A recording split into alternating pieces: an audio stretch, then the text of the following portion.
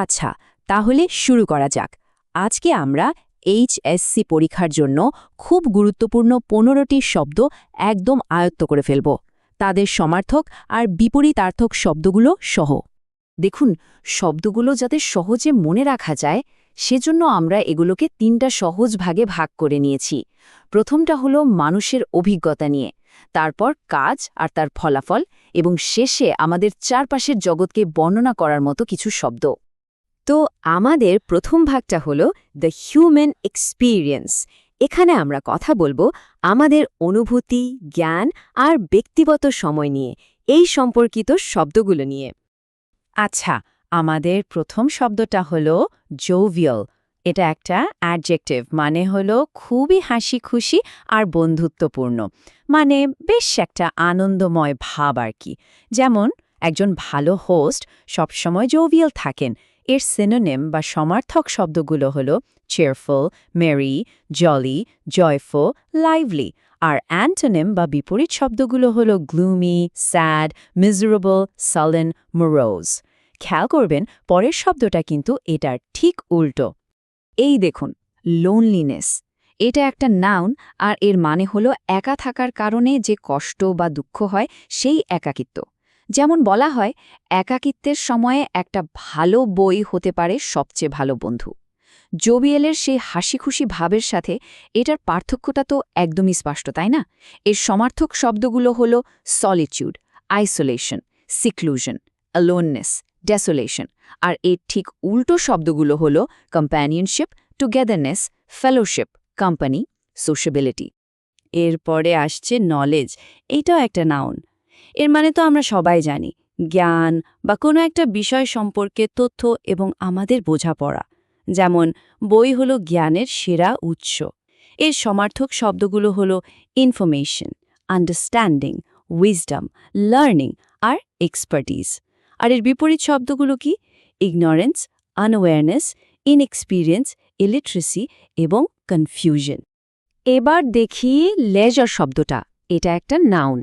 এর মানে হলো আমাদের অবসর সময়, মানে যে সময়টা আমরা নিজেদের আনন্দের জন্য কাটাই। যেমন অবসর সময়ে বই পড়াটা কিন্তু দারুণ একটা ব্যাপার। এর সিনোনিমগুলো হলো free time, spare time, relaxation, rest, recreation. আর এর বিপরীত কি হতে পারে? সোজা কথায় কাজ। তাই অ্যান্টোনিমগুলো হলো work, labour, duty, employment, occupation. এই ভাগের শেষ শব্দটা হলো লাইক। এটা একটা ভার্ব, আর এর মানে তো খুবই সহজ, কোনো কিছু পছন্দ করা বা উপভোগ করা। যেমন বাচ্চারা অ্যাডভেঞ্চার বই পড়তে লাইক করে। এর সমার্থক শব্দগুলো হলো এনজয়, লাভ, অ্যাপ্রিশিয়েট, ফেভার, অ্যাডমায়ার। কিন্তু এর বিপরীত শব্দগুলো খেয়াল করুন, বেশ শক্তিশালী কিন্তু। ডিসলাইক, হেট, ডিটেস্ট, লোথ, ডিসপাইজ। এই প্রত্যেকটার মানেই কিন্তু তীব্র অপছন্দ। আচ্ছা, এবার আমরা চলে যাচ্ছি আমাদের দ্বিতীয় ভাগে, অ্যাকশন অ্যান্ড কনসিকোয়েন্স। এখানে আমরা এমন কিছু শব্দ দেখব যেগুলো কোনো কাজ এবং তার ফলাফল বোঝায়। আমরা এটাকে একটা কারণ আর ফলাফলের ছোট্ট গল্পের মতো করে দেখতে পারি। আমাদের এই গল্পের শুরুটা হবে লঞ্চ শব্দটা দিয়ে। এটা কিন্তু ভার্ব আবার নাউন দুটোই হতে পারে, যার মানে হলো কোনো কিছু শুরু করা বা চালু করা। যেমন স্পেসক্রাফটের সফল লঞ্চ বিজ্ঞানীদের অনেক উৎসাহ দিয়েছিল। এর সিনোনিমগুলো হলো begin, initiate, start, introduce, send off. আর এর উল্টোটা কি হবে? কোনো কিছু থামিয়ে দেয়া, যেমন end, stop, halt, cancel, withdraw. তো যখন কোনো সংগ্রাম লঞ্চ করা হয় তার শেষ লক্ষ্যটা কী থাকে? সাধারণত সেটা হলো লিবারেশন বা মুক্তি। এটা একটা নাউন। যেমন বাংলাদেশ 1971 সালে তার লিবারেশন বা মুক্তি অর্জন করেছিল। এর খুব গুরুত্বপূর্ণ কিছু সমার্থক শব্দ হল freedom, independence, release, emancipation, deliverance. আর এর বিপরীত শব্দগুলো হলো oppression, captivity, slavery, occupation, subjugation, মানে অত্যাচার আর পরাধীনতা। আর মুক্তির পরে কি আসে? আসে জাস্টিস বা ন্যায় বিচার। এটাও একটা নাউন, যার মানে হলো সবার সাথে ন্যায্য আচরণ করা। আমাদের মুক্তিযোদ্ধারা যুদ্ধ করেছিলেন যেন দেশে ন্যায় বিচার প্রতিষ্ঠা পায়। জাস্টিসের সমার্থক শব্দগুলো হলো ফেয়ারনেস, একুইটি, ইম্পার্শিয়ালিটি, রাইচিয়াসনেস, লফুলনেস। আর এর বিপরীত শব্দগুলো হলো ইনজাস্টিস, আনফেয়ারনেস, ইনইকুয়ালিটি, বায়াস, ডিসক্রিমিনেশন। এবার একটা বেশ সিরিয়াস শব্দ দেখা যাক, কিল্ড। এটা একটা ভার্ব যার মানে হত্যা করা। যেমন সেনাবাহিনী হাজার হাজার নিরীহ মানুষকে হত্যা করেছিল। এর সমার্থক শব্দগুলোও কিন্তু বেশ জোরালো, স্লটার্ড, মার্ডার্ড, স্লিউ, ম্যাসাকার্ড, এক্সিকিউটেড। আর এর বিপরীত শব্দগুলো হলো জীবন বাঁচানো সম্পর্কিত, saved, rescued, revived, protected, spared. যে কোনো বড় কাজ, যেমন ধরুন একটা দেশের মুক্তি অর্জন, সেটা কিন্তু প্রায় খুব লেবরিয়াস হয়। এটা একটা অ্যাডজেক্টিভ। এর মানে হলো এমন কোনো কাজ যাতে অনেক বেশি সময় আর শ্রম লাগে, মানে খুব কষ্টসাধ্য একটা ব্যাপার। যেমন বাংলাদেশের কৃষকরা খুবই পরিশ্রমী বা লেবরিয়াস। এর সিনোনিমগুলো হলো আর্জুয়াস, স্ট্রেনিউয়াস, হার্ড, টিডিয়াস, পেইনস্টেকিং। আর এর বিপরীত শব্দগুলো হলো ইজি, এফর্টলেস, সিম্পল, আইডল, লেজি। আচ্ছা, আমরা এখন একদম শেষ ভাগে চলে এসেছি, ডিসক্রাইবিং আর ওয়ার্ল্ড।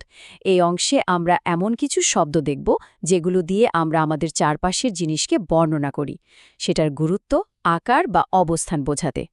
প্রথমেই আছে শব্দটা কি। এর মানে হলো অত্যন্ত গুরুত্বপূর্ণ কিছু। এটা কিন্তু অ্যাডজেক্টিভ আবার নাউন হিসাবেও ব্যবহার হয়।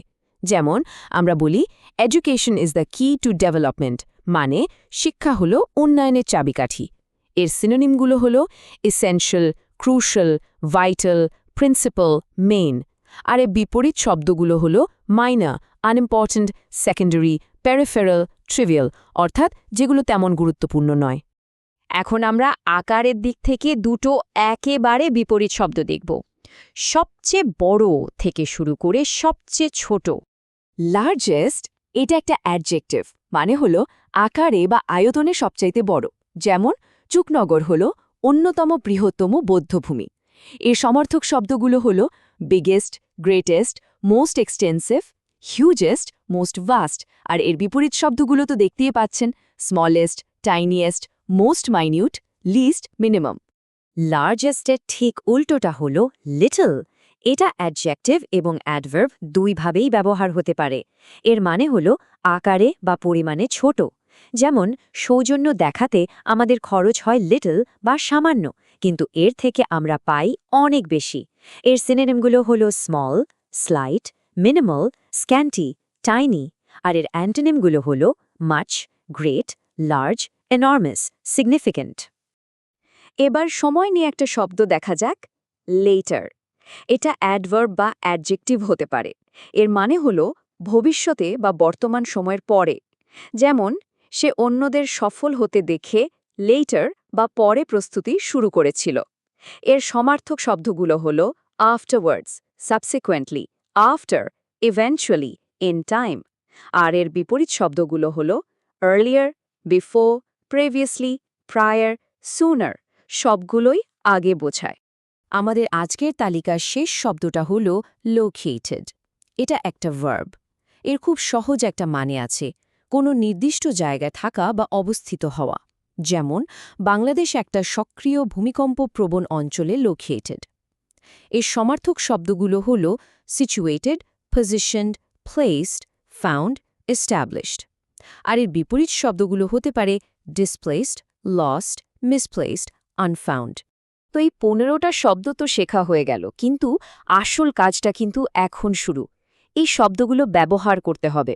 একটু ভাবুন তো, এই শব্দগুলো দিয়ে কিভাবে নিজের মতো করে একটা বাক্য বা একটা ছোট গল্প বানানো যায়। এটাই কিন্তু শেখাটাকে মাথায় গেঁথে ফেলার সবচেয়ে ভালো উপায়।